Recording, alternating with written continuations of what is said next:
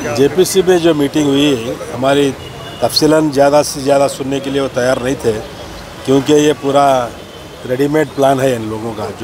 जो भी कहो वो कुछ करने वाले नहीं हैं। लेकिन हमारा जो बोलना जो था, जो अपोज करना था, पूरी तरीके से हम लोग अपोज करके आए हैं। मिसाल के तौर पर डिप्टी कमिश्नर्स का जो इख्तियार देना, दूसरे तरीके से ट्रिब्यूनल को निकालना, इसके तहत मुखालिफत की हमने। क्योंकि जज भी, एक डिस्ट्रिक्ट जज भी डीसी में क्या डिफरेंस नहीं है।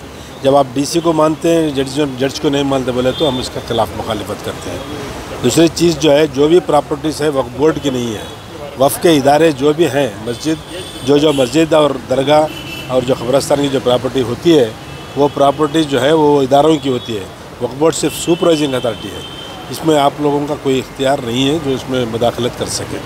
बाकी के चंद चीज़ें हर जो भी लोग आप ला रहे हैं, लेकिन हमारी आप लोगों से दरख्वास्त, जेपीसी से दरख्वास्त थी कि जो भी प्रॉपर्टीज़ के डॉक्यूमेंट्स ठीक नहीं है, आप लोगों से दरख्वास्त है कि हुकूमतों पर दबाव डालकर वो प्रॉपर्टीज़ के डॉक्यूमेंट ठीक करवा कर हमारे ऊपर एहसान कीजिए। हमारे को पॉजिटिव नहीं है, हम 100% वो लोग हमारे नेगेटिव और हमारे मुखालिफत करने के लिए ये जेपीसी लाए हैं, ऐसा हमको लगता है। इसलिए हम तमाम जो भी हमारी टीम गई थी, पूरी बिल की मुखालिफत करके हम लोग आ रहे हैं।